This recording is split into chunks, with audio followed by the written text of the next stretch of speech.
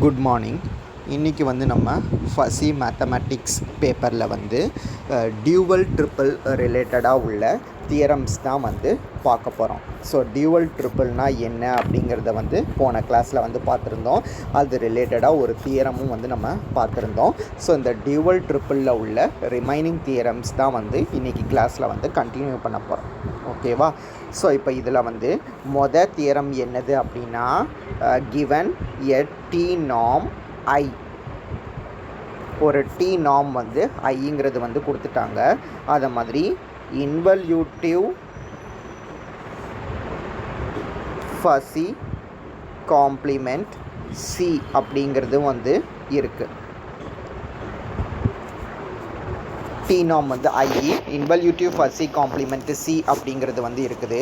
ஒரு binary operation U அப்படிங்கிறத define பண்ணியிருக்காங்க. எப்படின்னா, U of A comma B is equal to C of I of C of A comma C of B அப்படின்ட்டு ஒரு binary operation define பண்ணியிருக்கிறாங்க.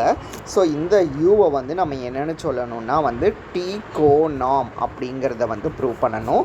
Prove பண்ணதுக்கப்புறம் I comma U comma சிங்கிற இந்த triple ஒரு டியூவல் ட்ரிப்பிள் அப்படிங்கிறதையும் ப்ரூவ் பண்ணணும். So T norm IE, involutive fuzzy காம்ப்ளிமெண்ட்டுங்கிறது C, U of A comma B equal to C of I of C of A comma C of பின்னு define பண்ணால் இந்த யூவை டி கோநார்ம் அப்படின்ட்டு prove பண்ணணும்.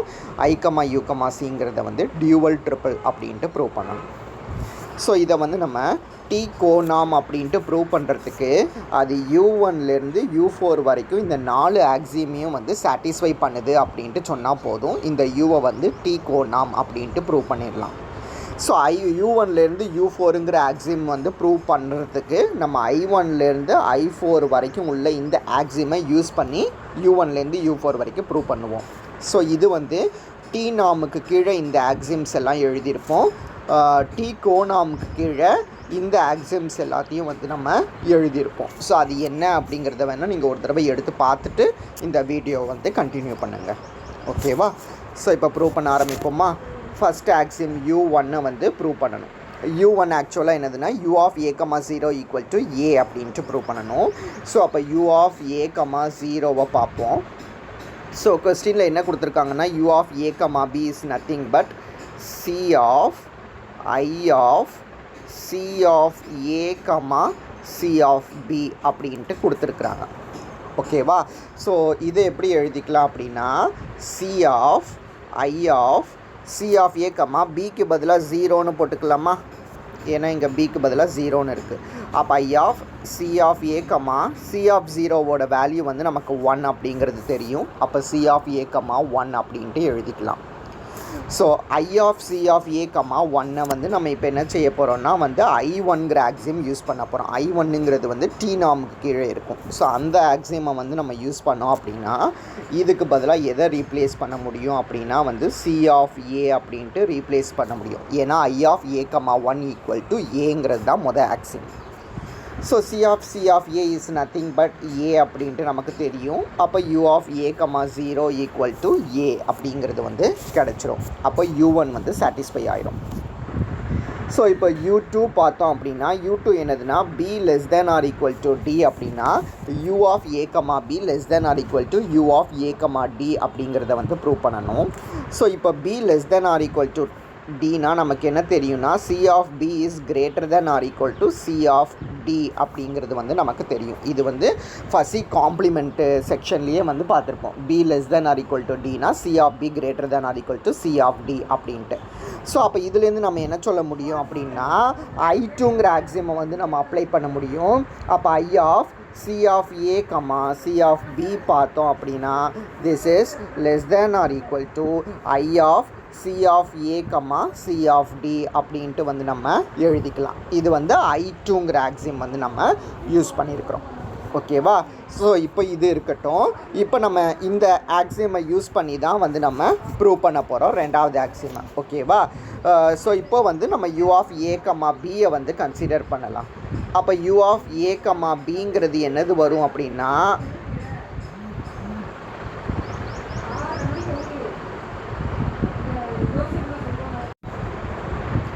அப்போது u of a comma b is equal to definition படி c of I of c of a comma c of b அப்படின்ட்டு எழுதிக்கலாம்.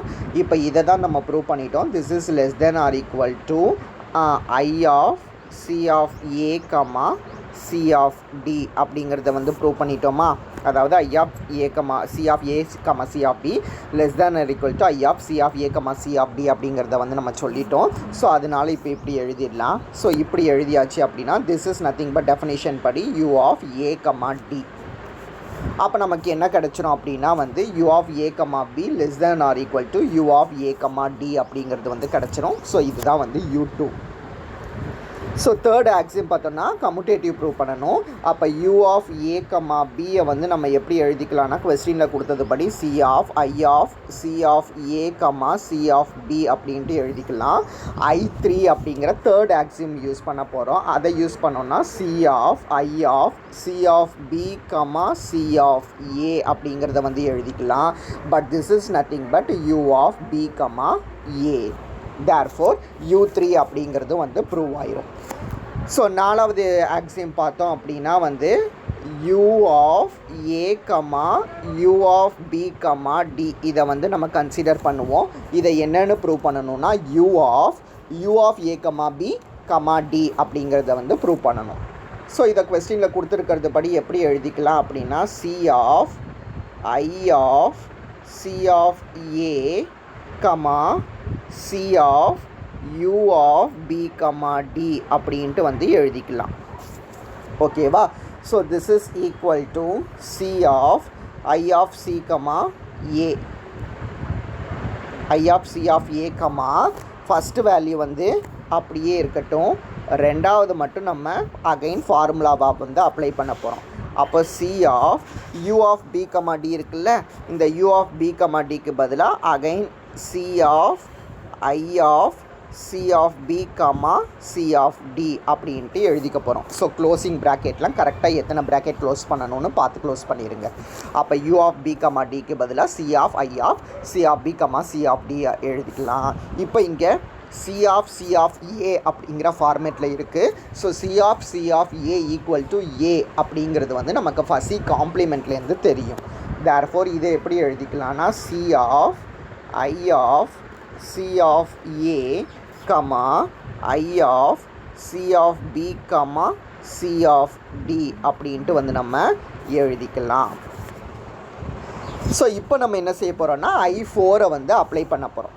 I4 வந்து நம்ம அப்ளை பண்ணோம் அப்படின்னா இந்த ஸ்டெப்பை எப்படி எழுதிக்க முடியும் அப்படின்னா c of I of c of a comma c of b comma c of d அப்படின்ட்டு எழுதிக்கலாம். I ofன்னு வரும். என்ன ரெண்டு தடவை I of வரும். I of c of a comma c of b comma c of d அப்படிங்கிறது வந்து I4ங்கிற Axiom வந்து நம்ம யூஸ் பண்ணியிருக்கிறோம். So this is equal to c of I of c of a comma c of b is nothing but u of a comma b கொஸ்டினில் define பண்ணியிருக்கிறது படி comma c of d அப்படிங்கிறத வந்து எழுதிக்கலாம். So this is nothing but u of a comma b comma d அப்படிங்கிறத வந்து எழுதிட முடியும். therefore நம்ம u of a comma u of b comma d வந்து u of a comma b comma d அப்படின்ட்டு prove பண்ணிட்டோம். அப்போ u4 அப்படிங்கிற ஆக்சிமும் வந்து சாட்டிஸ்ஃபை ஆயிடுச்சு. therefore நம்ம u1லேருந்து u4 வரைக்கும் ப்ரூவ் பண்ணிட்டதுனால நமக்கு கொடுத்துருக்கிற இந்த u of a comma b வந்து நம்ம என்னென்னு சொல்ல முடியும்னா t கோநார்ம் அப்படின்ட்டு வந்து சொல்ல முடியும். ஸோ நம்ம நெக்ஸ்ட் என்ன ப்ரூவ் பண்ணணும்னா வந்து I u cங்கிறத வந்து டியூவல் ட்ரிப்பிள் அப்படின்ட்டு ப்ரூவ் பண்ணணும். ஸோ டியூவல் ட்ரிப்பிளுக்கு வந்து ரெண்டு கண்டிஷன் உண்டு. மொதல் கண்டிஷன் என்னதுன்னா c of I of a comma b is equal to u of c of a comma c of b அப்படிங்கிறத வந்து ப்ரூவ் பண்ணணும். ரெண்டாவது கண்டிஷன் வந்து c of u of a comma b is equal to I of c of a comma c of b அப்படிங்கிறத வந்து prove பண்ணணும். So இப்போ இந்த ரெண்டு கண்டிஷனையும் வந்து நம்ம ப்ரூவ் பண்ண போகிறோம். ஓகேவா. ஸோ ஃபஸ்ட்டு கண்டிஷன் ப்ரூவ் பண்ணுறதுக்கு வந்து u of c of a comma c of b இதை வந்து கன்சிடர் பண்ணலாம். ஸோ கொஸ்டினில் டிஃபைன் பண்ணதுபடி u ஆஃப் a கமா bயை வந்து c of i of c of a comma c of bன்னு எழுதிக்கலாமா? ஸோ இதை எப்படி எழுத போகிறோன்னா c of i of c of a அப்படின்ட்டு எழுத போகிறோம். ஆக்சுவலாக இது a இருக்க வேண்டிய இடத்துல தான் c ஆஃப் a இருக்குது, b இருக்க வேண்டிய இடத்துல c ஆஃப் b இருக்குது. அதனால இங்கே எழுதும் போது நம்ம என்ன செய்யணும், c of a comma c of b அப்படின்ட்டு எழுதிக்கணும். ஓகேவா? ப்ராக்கெட்லாம் கரெக்டாக க்ளோஸ் பண்ணிடுங்க. But c of a is nothing but a அப்படின்ட்டு நமக்கு தெரியும். அப்போது i of a c of b is nothing but b அப்படின்ட்டு எழுதிக்கலாம். ஸோ இதுதான் வந்து ஃபஸ்ட்டு கண்டிஷன். இது வந்து ப்ரூவ் ஆயிடும்.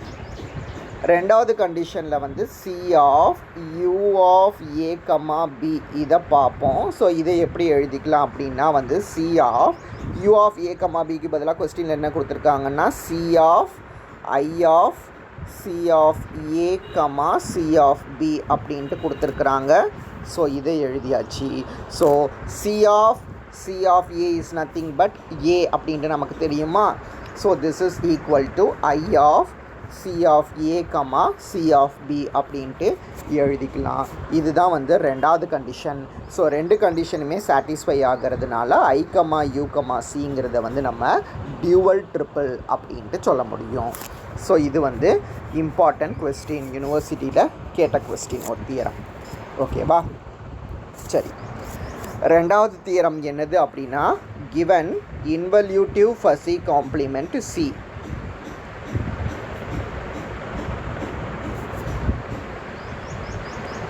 இன்வல்யூட்டிவ் ஃபஸி காம்ப்ளிமெண்ட் c கொடுத்துருக்குறாங்க. இன்க்ரீஸிங் ஜெனரேட்டர் g அப்படிங்கிறது வந்து கொடுத்துருக்குறாங்க. அப்போது t norm and t co-norm generated by g are dual with respect to c அப்படிங்கிறத வந்து நம்ம ப்ரூவ் பண்ணணும். ஒரு இன்வல்யூட்டிவ் ஃபஸி காம்ப்ளிமெண்ட் கொடுத்துருக்குறாங்க, இன்க்ரீஸிங் ஜெனரேட்டர் கொடுத்துருக்குறாங்க. அப்படின்னா டி நாம் அண்டு டி கோ நாம் ஜெனரேட்டட் பை ஜி வந்து நம்ம டியூவல் அப்படின்ட்டு ப்ரூவ் பண்ணணும். ஸோ டியூவல்னாலே நமக்கு என்னென்னு தெரியும், அது அந்த ரெண்டு கண்டிஷன்ஸை வந்து சாட்டிஸ்ஃபை பண்ணணும் அப்படின்ட்டு தெரியும். ஸோ அந்த ரெண்டு கண்டிஷனையும் வந்து சாட்டிஸ்ஃபை ஆகுது அப்படின்ட்டு சொன்னால் போதும். ஸோ இதை ப்ரூவ் பண்ணுறதுக்கு சிங்கிறது வந்து இன்வல்யூட்டிவ் ஃபஸி காம்ப்ளிமெண்ட் அப்படின்ட்டு கொடுத்துருக்கிறதுனால நம்ம ஃபஸ்ட்டு கேரக்டரைசேஷன் தியரம் அப்ளை பண்ண போகிறோம். ஸோ நீங்கள் ஃபஸ்ட்டு கேரக்டரைசேஷன் தியரமில் பார்த்தாலே தெரியும், C is involutive fuzzy complement if and only if condition வந்து நம்ம பார்த்துருப்போம். அதில் சி ஆஃப் ஏ எப்படி டிஃபைன்டாக இருக்கும் அப்படின்னா வந்து G inverse of G of one minus G of A அப்படின்ட்டு டிஃபைன் பண்ணியிருப்போம். ஸோ இந்த வேல்யூவை வந்து நம்ம எடுத்துக்கலாம். அப்போது இதுக்கு கரஸ்பாண்டிங்காக let I of A comma பியை வந்து எப்படி டிஃபைன் பண்ணிக்கலாம் அப்படின்னா G inverse of G of A plus G of B minus G of ஒன்னு எழுதிக்கலாம். And U of A comma B அப்படிங்கிறத வந்து G inverse of G of A plus G of B அப்படின்ட்டு வந்து எழுதிக்கலாம். இதை வச்சுக்கிட்டு அந்த ரெண்டு கண்டிஷனும் வந்து சாட்டிஸ்ஃபை ஆகுது அப்படின்ட்டு சொன்னால் போதும். ஸோ இப்போ வந்து நம்ம ஒரு கண்டிஷன் பார்ப்போம். C of U of A comma B இதை பார்க்கணும். ஸோ இதை வந்து சி ஆஃப் ஏக்கு பதிலாக இந்த வேல்யூ இருக்குதா, ஸோ அதனால் இதை எழுதிக்க போகிறோம். G inverse of G of one minus G of U of A comma B அப்படின்ட்டு எழுதிக்க போகிறோம் சி ஆஃப் ஏவோட டெஃபினேஷன் படி. நெக்ஸ்ட் இந்த யூ ஆஃப் ஏ கமா பிக்கு இதை அப்ளை பண்ணணும். அப்போ G inverse of G of one minus G U of A comma பிக்கு பதிலாக G inverse of G of A plus G of B அப்படிங்கிறத வந்து அப்ளை பண்ணிக்கலாம். ஸோ இப்போ ஜி இன்வர்ஸோட வேல்யூ வந்து நமக்கு 1 அப்படிங்கிறது தெரியுமா. ஸோ அதனால் இதை எப்படி எழுதிடலாம் அப்படின்னா G inverse of G of one minus G of A minus G of B அப்படின்ட்டு மைனஸை உள்ளே கொண்டுட்டு போய் எழுதிடலாம். ஸோ இதுதான் வந்து C of U of A comma பியோட value. So next I of C of A comma C of B இதை வந்து கன்சிடர் பண்ண போகிறோம். ஸோ இது என்னது வரும் அப்படின்னா ஐ ஆஃப் ஏ கமா பியோட டெஃபனிஷன் வந்து G inverse of G of A, அப்போ G of C of A plus G of C of B minus G of 1 அப்படின்ட்டு எழுதிக்கலாம். ஸோ நெக்ஸ்ட்டு சி ஆஃப் ஏக்கு வந்து அப்ளை பண்ணோன்னா G inverse of G inverse of g of 1 minus g of a. Similarly g of b c of b க்கு apply பண்ணோன்னா g inverse of g of 1 minus g of b minus g of 1 அப்படிங்கிறத வந்து அப்படியே எழுதிக்கலாம். இதில் g இன்வர்ஸோட value வந்து நமக்கு 1ன்னு தெரியும். அப்போ இது எப்படி கிடச்சிருக்கு அப்படின்னா g inverse of g of 1 minus g of a plus g of 1 minus g of b minus g of 1 அப்படின்ட்டு கிடச்சிருக்கு. therefore இதில் நம்ம என்ன செஞ்சிடலாம்னா ஒரு plus g of 1 minus g of 1 cancel பண்ணிடலாம். அது போக g of 1 minus g of a minus g of bன்னு இருக்குது. ஸோ அப்போ இதுவும் சேம் அவங்களுக்கு g inverse of g of 1 minus g of a minus g of b அப்படின்ட்டு கிடச்சிருக்கு. therefore நம்ம என்ன ப்ரூவ் பண்ணிட்டோம் அப்படின்னா வந்து C of U of A comma பியோட ஆன்சர் வந்து G inverse of G of 1 minus G of A minus G of B அப்படின்னும் இதே ஆன்சர் தான் வந்து I of C of A comma C of பிக்கு கிடைக்குது அப்படின்ட்டு ப்ரூவ் பண்ணிட்டோம். therefore உங்களுக்கு C of U of A comma B is equal to I of C of A comma C of B அப்படின்ட்டு கிடச்சிருச்சு. சிமிலர்லி நம்ம என்ன ப்ரூவ் பண்ண முடியும் அப்படின்னா C of I of A comma B is equal to U of C of A comma C of B அப்படிங்கிறத வந்து நம்ம ப்ரூவ் பண்ண முடியும். அதனால நம்ம என்ன சொல்லிடலாம்னா இந்த டி நாமும் டி கோநாமும் வந்து டியூவல் அப்படிங்கிறத வந்து நம்ம ப்ரூவ் பண்ணிடலாம். ஸோ இதுதான் வந்து இந்த தியரம். நெக்ஸ்ட் தியரம் பார்த்தோம் அப்படின்னா என்னதுன்னா ஐ கமா யூ கமா சிங்கிறது வந்து ஒரு டியூவல் ட்ரிப்பிள் அப்படின்ட்டு கொடுத்துருக்காங்க. So dual triple generated by C of U of A comma B is equal to I of C of A comma C of B. C of U of A comma B equal to I of C of A comma C of B அப்படின்ட்டு கொடுத்துருக்குறாங்க. Then I comma U comma சிங்கிறது இந்த இருக்குல்ல இந்த மூணுமே வந்து satisfy law of excluded middle and law of contradiction அப்படிங்கிறத வந்து நம்ம ப்ரூவ் பண்ணணும். ஐ கமா யூ கமா சிங்கிறத வந்து டியூவல் ட்ரிப்பிள் அப்படின்ட்டு ப்ரூவ் பண்ணிவிட்டு ஐயும் யூசி இது மூணுமே வந்து லா ஆஃப் எக்ஸ்க்ளூடட் மிடிலையும் லா ஆஃப் கான்ட்ரடிக்ஷனையும் வந்து சாட்டிஸ்ஃபை பண்ணுது அப்படிங்கிறத வந்து சொல்லணும். ஓகேவா? ஸோ இங்கேயும் வந்து ஐங்கிறது வந்து involutive for C complement. So அப்போ போன தியரமில் எடுத்த மாதிரி நம்ம என்ன எடுப்போம் அப்படின்னா ஐங்கிறது வந்து இன்வல்யூட்டிவ் ஃபார் சி காம்ப்ளிமெண்ட்டுங்கிறதுனால ஃபஸ்ட்டு கேரக்டரைசேஷன் தியரம் படி சி ஆஃப் ஏவை வந்து G inverse of G of 1 minus G of A அப்படின்ட்டு எழுதிக்கலாம். அதை மாதிரி ஐ ஆஃப் ஏ கமா பியை வந்து G inverse of G of A plus G of B minus G of 1 அப்படின்ட்டு எழுதிக்கலாம். u ஆஃப் ஏ கமா பியை வந்து G inverse of G of A plus G of B அப்படின்ட்டு எழுதிக்க போகிறோம். ஃபஸ்ட் நம்ம என்ன ப்ரூவ் பண்ணணும்னா law of excluded middle prove பண்ணணும். ஆக்சுவலாக லா ஆஃப் எக்ஸ்க்ளூடட் மிடில்னால் என்னதுன்னா U of A comma C of ஏவோட வேல்யூவை வந்து நம்ம 1 அப்படின்ட்டு ப்ரூவ் பண்ணணும். அப்போ u of a comma c of a இதை பார்ப்போம். u of a comma b எப்படி டிஃபைன் ஆகிருக்குன்னா g inverse of g of a plus g of b அப்படின்ட்டு வந்து டிஃபைன்ட் ஆகிருக்கு. ஸோ இதில் g inverse of g of a plus g of bக்கு c of aக்கு பதிலாக சப்ஸ்டியூட் பண்ணோன்னா g inverse of g of 1 minus g of a அப்படின்ட்டு எழுதிக்கலாம். ஸோ g இன்வர்ஸ் வந்து கேன்சல் ஆயிடுச்சு அப்படின்னா நமக்கு என்னது கிடைக்கும்? g இன்வர்ஸ் வந்து கேன்சல் ஆயிடுச்சுன்னா g inverse of g of a plus g of 1 minus g of a அப்படின்ட்டு கிடைக்கும். ஸோ இதுலேயும் plus g of a minus g of a cancel ஆயிடுச்சுன்னா g இன்வர்ஸ் g ஆஃப் 1 அப்படிங்கிறது வந்து கிடைக்கும். So g inverse g is nothing but identity, அதனால் இதனோட value வந்து 1 அப்படின்ட்டு சொல்லலாம். அப்போ u of a comma c of ஏவோட ஆன்சர் வந்து நமக்கு 1 அப்படின்ட்டு கிடச்சிருச்சு. therefore law of excluded middle is satisfied அப்படின்ட்டு சொல்லலாம். நெக்ஸ்ட் law of contradiction பார்க்கணுமா? ஸோ law of contradictionங்கிறது என்னதுன்னா i of a comma c of ஏவோட ஆன்சர் வந்து 0 அப்படின்ட்டு ப்ரூவ் பண்ணணும். So I of A comma C of A consider பண்ணுவோம். அப்போது ஐ ஆஃப் ஏ கமா பிக்கு வந்து எப்படி டிஃபைன் பண்ணியிருந்தோம் நம்ம? ஜி இன்வர்ஸ் ஆஃப்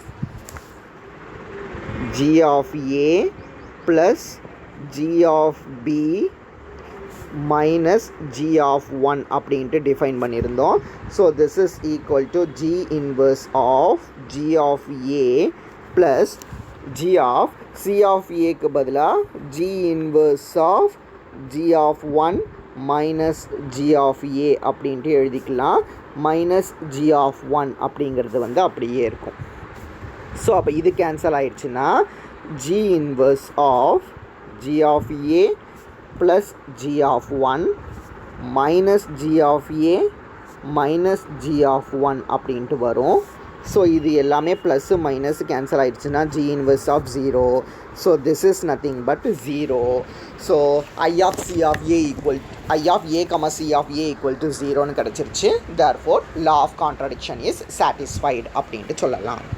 அப்போது ஐ கமா யூ கமா சிங்கிறது வந்து ஒரு டியூவல் ட்ரிப்பிளாக இருந்து C of U of A comma பியை வந்து இதை மாதிரி டிஃபைன் பண்ணோன்னா ஐயூசி இது ரெண்டுமே வந்து லா ஆஃப் எக்ஸ்க்ளூடட் மிடிலையும் லா ஆஃப் கான்ட்ரடிக்ஷனையும் சாட்டிஸ்ஃபை பண்ணும் அப்படின்ட்டு சொல்ல முடியும்.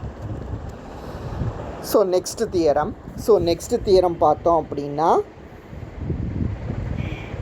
என்னதுன்னா ஐ கமா யூ கமா சிங்கிறது வந்து ஒரு dual triple. I comma U comma சிங்கிறது வந்து ஒரு டியூவல் ட்ரிப்பிள்.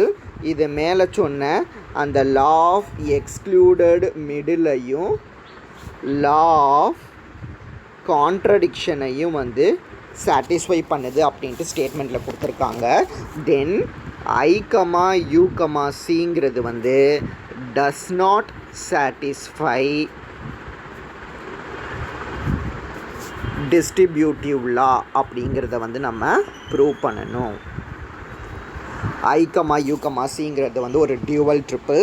இது வந்து லா ஆஃப் எக்ஸ்க்ளூடட் மிடிலையும் லா ஆஃப் கான்ட்ரடிக்ஷனையும் சாட்டிஸ்ஃபை பண்ணுதுன்னு கொடுத்துருக்காங்க. அப்போ இந்த ஐ கமா யூ கமா சிங்கிற இந்த டியூவல் ட்ரிப்பிள் வந்து டிஸ்ட்ரிபியூட்டிவ் லாவை வந்து சாட்டிஸ்ஃபை பண்ணாது அப்படின்ட்டு நம்ம ப்ரூவ் பண்ணணும். ஸோ நம்ம கான்ட்ரடிக்ஷனில் வந்து ப்ரூவ் பண்ண போகிறோம். அதாவது இந்த ஐ கமா யூ கமா சிங்கிற இந்த டியூவல் ட்ரிப்பிள் டிஸ்ட்ரிபியூட்டிவ் லாவை சாட்டிஸ்ஃபை பண்ணுது அப்படின்ட்டு எடுத்துக்கலாம்.